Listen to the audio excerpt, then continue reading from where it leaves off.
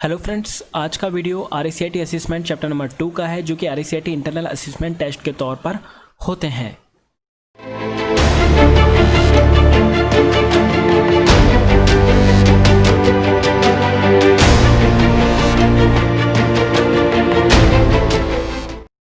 इस वीडियो में आपको असेसमेंट नंबर 2 के क्वेश्चन आंसर देखने को मिलेंगे, जिन्हें आप आसानी से देख सकते हैं और अपने RACIT के जो मेन पेपर है उसमें भी आपके काफ़ी फ़ायदेमंद होंगे। तो फ्रेंड्स, आपको हमारे इस वेबसाइट का लिंक डिस्क्रिप्शन बॉक्स में मिल जाएगा, जहां से आप हमारे इस वेबसाइट पे जाकर आइलैंड असेसमेंट नंबर 2 को क्वेश्चन आंसर को देख सकते हैं। आप जब भी इस वेबसाइट पे आ जाएंगे, आपको स्क्रॉल डाउन करके नीचे आना है, आपको यहाँ पर क्वेश्चन मिल जाएंगे। तो आपका हमारा मेन मोटिव वीडियो का ये है कि आप पहले हमारे इस वीडियो को समझें, उसके बाद में आप अपने आइलैंड के जो असेसमेंट है RACIT के वो दें, तो जो कि आपके RACIT का जो मेन पेपर होगा उसके अंदर भी आपके ये जो क्वेश्चंस हैं वो डेफिनेटली आते हैं, तो आपको वहाँ पर काफ़ी हेल्प मिलेगी। तो पहले क्वेश्चन को समझें, उसके बाद ही आप अपने असेसमेंट को दें। यहाँ पर पहला क्वेश्चन दे रखा है कि चित्र में आपको एक दे दिया, यहाँ पर एक इमेज दे दिया, आपको इसमें पूछा है कि यहाँ पर क्या चीज़ आएगा। तो यहाँ पर ऑप्टिकल डिस्क के टाइप दे रखे हैं, जो कि हमारे एक CD-ROM, CDR, CDRW, ये सभी तीनों के तीनों जो टाइप है वो हमारे ऑप्टिकल डिस्क के होते हैं। तो यहाँ पर क्या आएगा, तो यहाँ पर जो आएगा वो आएगा DVD, क्योंकि DVD हमारा एक ऑप्टिकल डिस्क होती है। यहाँ पर देखें कि इस इमेज में जो आंसर आएगा वो होगा आपका DVD का जो पूरा नाम होता है वो digital video disc, digital versatile disc, ये दो प्रकार नाम होते हैं, digital video disc, digital versatile disc. ध्यान रहे, ये हमारे ऑप्टिकल डिस्क के टाइप्स होते हैं। नेक्स्ट क्वेश्चन आता है कि डेजीविल प्रिंटर का एक प्रकार है। यहाँ पर आपको पूछा है कि भाई डेजीविल प्रिंटर किसका प्रकार है, तो यहाँ पर आपको ऑप्शन दे रखा है मैट्रिक्स, इम्पैक्ट और मैनुअल और लेज़र प्रिंटर। तो कि हमारा डेजीविल जो प्रिंटर है वो हमारा एक इम्पैक्ट प्रिंटर का प्रकार होता है, यानी एक इम्पैक्ट जो हमारा इम्पैक्ट प्रिंटर होता है उसी के जो टाइप्स हैं वो डेजीविल प्रिंटर होते हैं। जिसका आंसर होगा वो होगा इम्पैक्ट प्रिंटर। फिर आपको एक इमेज दे दी गई है कि दर्शाए गए चित्र में यहाँ पर किस डिवाइस को रखा गया है। बहुत अगर आप ध्यान से समझेंगे तो आपको दिख रहा है कि भैया ये हमारा एक मॉनिटर है, जो कि एक आउटपुट डिवाइस के अंतर्गत आता है। तो अब बस आपको इतना सा समझना है, स्पीकर हमारा एक आउटपुट डिवाइस के अंतर्गत आता है। तो इसका जो आंसर होगा वो होगा हमारा आउटपुट डिवाइस, जो कि यहाँ पर आउटपुट डिवाइस दे रखा है। तो आप पहले क्वेश्चन को अच्छे से समझिए, फिर उसके बाद में आप आंसर को चूज़ करें।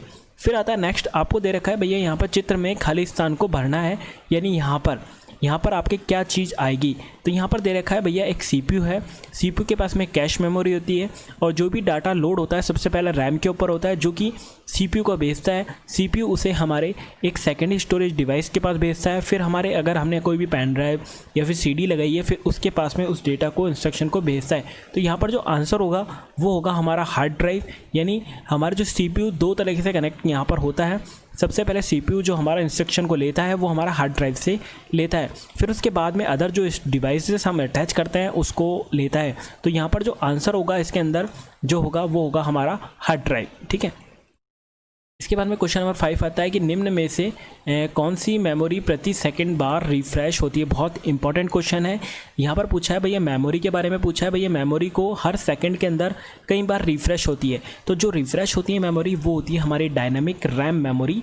ठीक है, रैम का ये हमारा टाइप होता है, ये भी आप ध्यान रखें। रैम के दो टाइप होते हैं, एक तो स्टैटिक होता है और एक डायनामिक होता है। बट जो डायनामिक मेमोरी होती है वो हमारी हर सेकंड के अंदर बार बार रिफ्रेश होती है। क्वेश्चन नंबर 6 आता है, यहाँ पर आपको एक इमेज दे दी है, जो कि पूछा गया है कि ये कौन सा पार्ट है। तो जो इसका करेक्ट आंसर होगा वो होगा रोम। रोम हमारी कुछ इस तरीके से देखने को मिलती है। ठीक है, इसके बाद और रोम का पूरा नाम याद रखें, रीड ओनली मेमोरी होता है।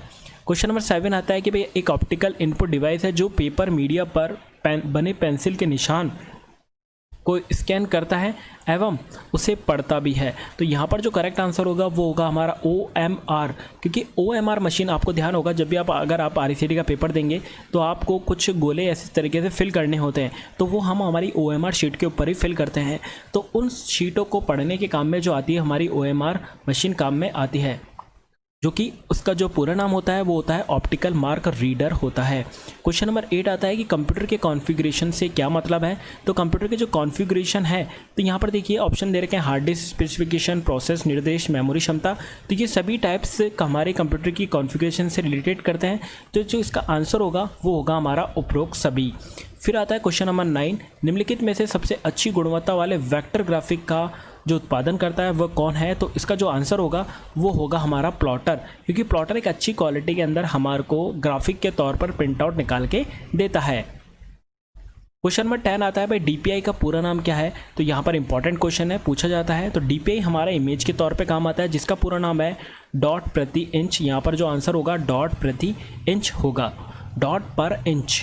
क्वेश्चन नंबर 11 आता है हमारा, कंप्यूटर के साथ संयोजन में प्रयुक्त कौन सा प्रिंटर टोनर का उपयोग करता है।